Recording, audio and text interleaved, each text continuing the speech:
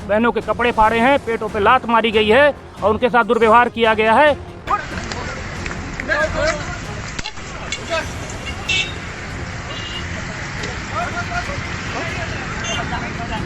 कि हम लोगों को पीटेंगे तो भी हम लोग मरेंगे और सरकार का नाम लेके मरेंगे यहाँ पे कि हमारे साथ हम लोग इतने आज 4 महीने 4.5 महीने हो रहे हैं हमें यहाँ पे धरना देते हुए। और इतना अन्याय होने के बाद 4 महीने से हम लोग न्याय की गुहार लगा रहे हैं, लेकिन सुनने वाला कोई भी नहीं है।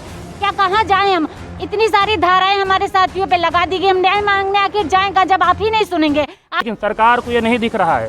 सरकार को ये दिखेगा जब 2022 में यही हम लोग पूरे 75 जिलों में जाकर के इनके खिलाफ प्रचार करेंगे, तब दिखेगा। 1,00,000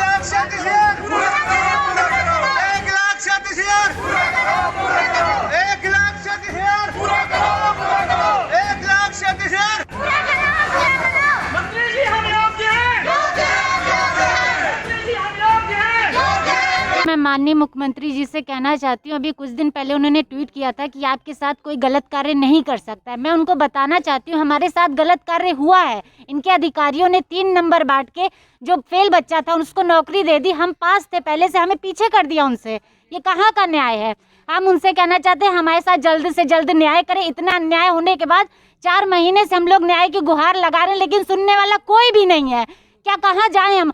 इतनी सारी धाराएं हमारे साथियों पे लगा दी गई, हम न्याय मांगने आखिर जाएं का जब आप ही नहीं सुनेंगे। आप ही हमारे राजा हैं, जब आप प्रजा की नहीं सुनेंगे तो किसकी सुनेंगे? आपसे विनम्र निवेदन है, हमारे 1,37,000 में से जितने भी रिक्त पद हैं उन सबको जल्दी से जल्द भर दिया जाए, हम सकुशल अपने घर जा सकें। हम यहाँ रह के इतना बीमार होते जा रहे हैं, अब हमारी क्षमता खत्म हो रही है, लेकिन हम बिना न्याय लिए भी नहीं जाएंगे। ये सुन ले सरकार।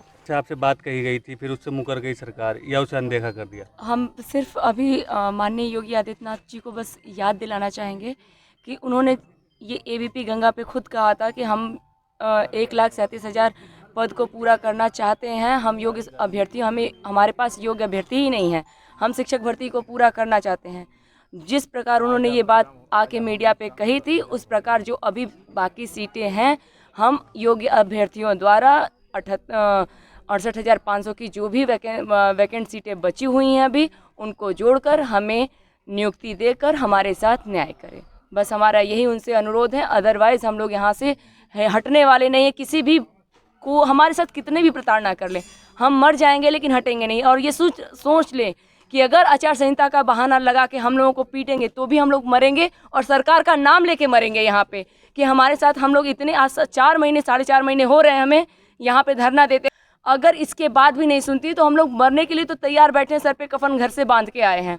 तो सरकार हमें ये ना सोचे कि हमें प्रशासन से डरवा के धमका के हमारे भाइयों को अगर बंधक बनाया है या फिर जो भी उनको धाराएं लगाई हैं अभी जेल में हैं वो उनको नहीं छोड़ते हैं या कुछ भी हमारे साथ ऐसी अमानवीय घटनाएं होती रहेंगी।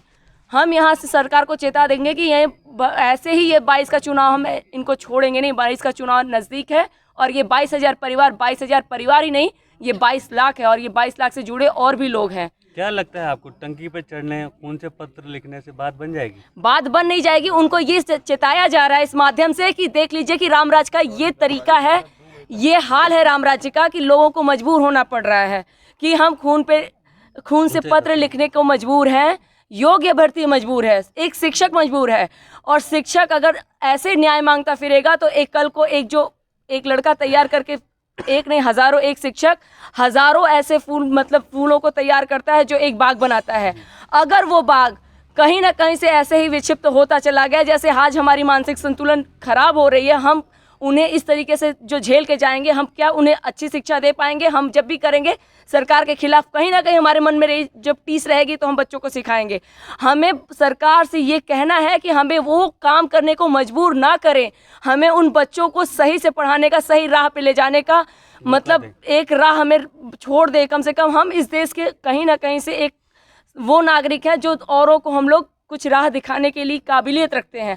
अगर कहीं से हम लोग बेसिक बहुत बड़ी चीज़ होती है, किसी भी चीज़ की नींव होती है बेसिक, हर चीज़ को कहते हैं ना बेस। अगर बेस मजबूत हुआ तो हमारा जो ऊपर की मंजिलें हैं वो बहुत आगे जाएंगी। तो हम प्राथमिक शिक्षक के लिए यहाँ पे बैठे धरना दे रहे हैं। अगर हम योग्य अभ्यर्थी यहाँ पे अपने मन में कुछ कुटिलताएं, कुछ गलत चीज़ें धारण करके यहाँ से निकलते हैं और हमारे साथ न्याय नहीं होता, या हम लोग खुदा न खास्ता कोई गलत कदम उठा लेंगे, तो उसकी जिम्मेदार सरकार होगी और सरकार को ये मानना पड़ेगा। और विपक्ष तैयार बैठा है ये मुद्दे उठाने के लिए। चुनाव नज़दीक है, सरकार को बस इतना चेताना चाहेंगे कि अगर भी अभी लोहा गर्म है उस पर हथौड़ा मार लो। आपकी ज़िंदगी, आपका राज्य आपके हाथ में हम देने को तैयार है, फिर से आपको सौंपने को तैयार है। अगर आप नहीं समझे, नहीं संभले, तो इसमें हम लोगों का फिर कोई दोष नहीं कि हमने कुछ नहीं कहा। हम लोग अभी तक शांतिपूर्ण से पूरा धरना आज तक दिया। एक थोड़ा सा जब हमारे मानसिक संतुलन एकदम से ख़राब होने लगा, हमें कुछ रास्ता नज़र नहीं आया, तो हमने बस इतना चेताने की कोशिश की थी कि हमें वो, हमारे खून में भी वो उबाल है कि हम कुछ भी कर सकते हैं। क्रांतिकारी लोग। जी, क्रांति तो एक शिक्षक ही देता है ना, वो बीज शिक्षक ही बोता है। सही बात। तो अगर ये चीज़ें हमारे अंदर है, हम नहीं, अगर ये क्रांति की ज्वाला नहीं जलाए, तो सरकार समझ जाए कि हम लोग क्या से क्या करने वाले हैं। ये सरकार को बहुत महंगा पड़ेगा। अभी भी आज भी ये करने के लिए हम माननीय योगी आदित्यनाथ से हाथ जोड़ के निवेदन करें कि हम शिक्षकों से मतलब इतना प्रताड़ित ना करें कि हम लोग कुछ भी उनके खिलाफ बोलने को मजबूर हो जाएं। क्या कहना चाहते हैं आप? भविष्य बिगाड़ने वालों को, मतलब भविष्य बनाने वालों के भविष्य बिगाड़ने पे तुली है सरकार। अब सरकार से बहुत उम्मीद की है सर, हम इतना नहीं सोचे थे कि 4.5 महीने बीत जाएंगे। आज हम 4.5 महीने से बैठे हैं, हमारी सुध लेने नहीं आई। क्या हम यहाँ इस देश के नहीं हैं, उनके प्रदेश के नहीं हैं? अब हमारे हालात इतना बदतर हो चुका है, हम लोग इतना बीमार होते हैं कि हमारे पास ना तो खाने के लिए पैसे हैं, और जो पैसे नहीं रहेंगे तो हम कहाँ से लाकर खाएंगे पिएंगे। किसी तरह से यहाँ पीछे देख सकते हैं, हमने अपनी व्यवस्था बनाई हुई है खाने पीने की, और पैसे भी हमारे बीच में नहीं है। हमारे साथी जेल में बंद हैं, अब उनको छुड़वाने के लिए अब कह रहे हैं कोर्ट से जाओ छुड़वाओ, कोर्ट से वकील पैसा मांगेगा। अब कहाँ से मैनेजमेंट करेंगे? जो भी हमारे गार्जियन आए, ऐसा नहीं है कि सब बहुत बड़े परिवार से आए हुए हैं। गरीब, हमारे साथ गरीब ऐसे बच्चे थे जो कि 2 जून की रोटी की व्यवस्था जो उनके घर में नहीं थी, उनके गार्जियन आके बैठे, हमारे बीच बैठे हैं, उनको देखते हैं तो हम लोग रोने लगते हैं कि भैया आप लोग कैसे जीवन यापन करते हैं।